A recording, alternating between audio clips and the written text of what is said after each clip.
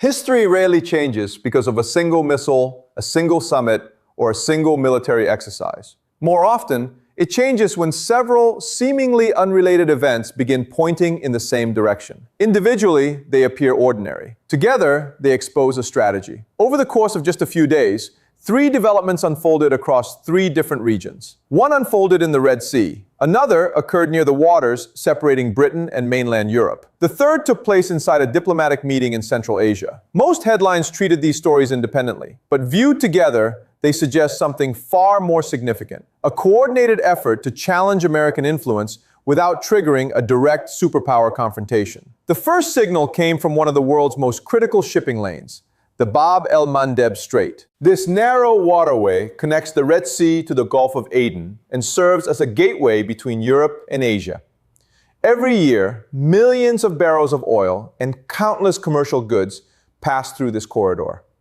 Any disruption here immediately affects global trade, shipping insurance, and energy prices. During the latest escalation, multiple commercial vessels connected to Saudi interests were attacked or forced to change course. Shipping companies suddenly faced longer routes around southern Africa, increasing fuel costs, delivery times, and uncertainty throughout global supply chains. Yet amid this disruption, an unusual pattern emerged. Some large oil tankers carrying Saudi crude crossed the same waters without incident. Reports indicated these vessels identified themselves as Chinese-operated ships. Whether this reflected political arrangements, operational decisions, or another factor remains debated, but the contrast immediately attracted attention among maritime analysts. If accurate, the implication is significant. Rather than disrupting every ship equally, the pressure appeared selective. Certain commercial routes absorbed the economic costs, while others continued operating relatively normally. That distinction transforms the event from a simple maritime security issue into something much larger. Modern competition between great powers is increasingly fought through economics instead of open warfare.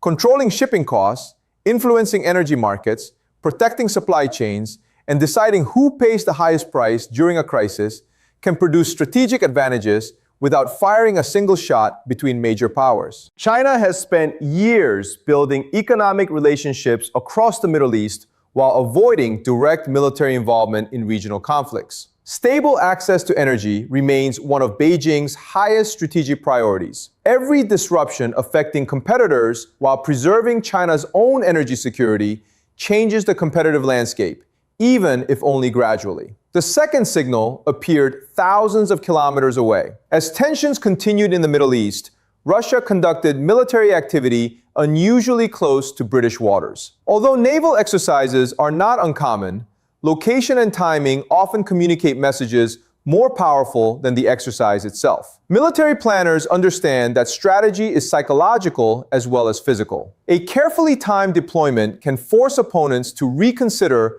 where threats may emerge next. Instead of concentrating resources on one theater, governments suddenly face multiple pressure points at once. This is not necessarily preparation for war. It is preparation for uncertainty.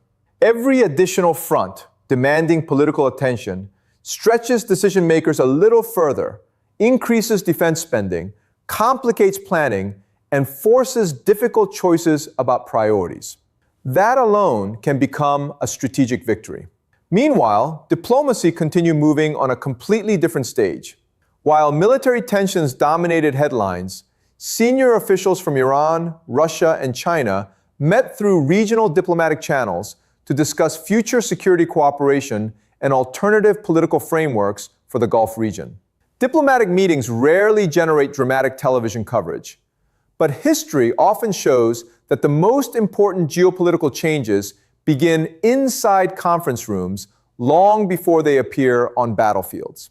Instead of focusing solely on immediate military operations, these discussions reflected a broader question. What would regional security look like if it depended less on Washington and more on cooperation among regional and Eurasian powers? Whether such proposals ultimately succeed is almost secondary. The very fact they are being discussed indicates that multiple governments are actively exploring alternatives to a security architecture that has dominated the Middle East for decades. And when these three developments are viewed together, economic pressure at sea, military signaling near Europe, and diplomatic coordination in Central Asia, they no longer resemble isolated incidents. They begin to resemble different pieces of a much larger strategic design. If these events were truly connected, then what exactly was the strategy? The answer may not lie in missiles or warships alone. It lies in coordination. Think of modern geopolitics as three different forms of pressure applied at the same time. The first is economic pressure. When energy prices rise, shipping routes become unreliable, and insurance costs surge, the effects extend far beyond the battlefield. Every additional dollar spent transporting oil eventually reaches factories, businesses, and consumers around the world. In a global economy, disrupting logistics can sometimes produce greater strategic effects than destroying military targets. The second is diplomatic pressure. While military operations dominate television screens, diplomacy quietly shapes tomorrow's balance of power. Meetings between regional governments create opportunities to strengthen partnerships, coordinate political positions, and gradually reduce dependence on existing security arrangements. None of these meetings instantly replace decades of alliances, but they signal that alternatives are being explored.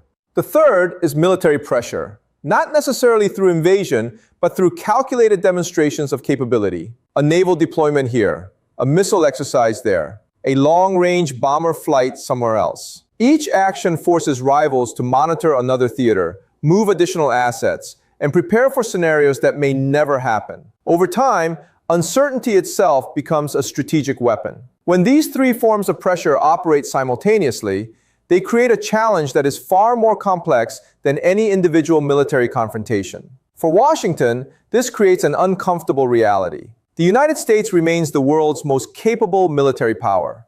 Its global network of alliances, overseas bases, and advanced technology remains unmatched. But military superiority alone does not eliminate strategic dilemmas. Every additional crisis demands political attention. Every deployment consumes financial resources. Every prolonged operation requires logistics, ammunition, maintenance, and industrial production. Even the strongest military must constantly balance commitments across multiple regions. That is why many defense analysts increasingly focus not only on battlefield outcomes, but also on sustainability.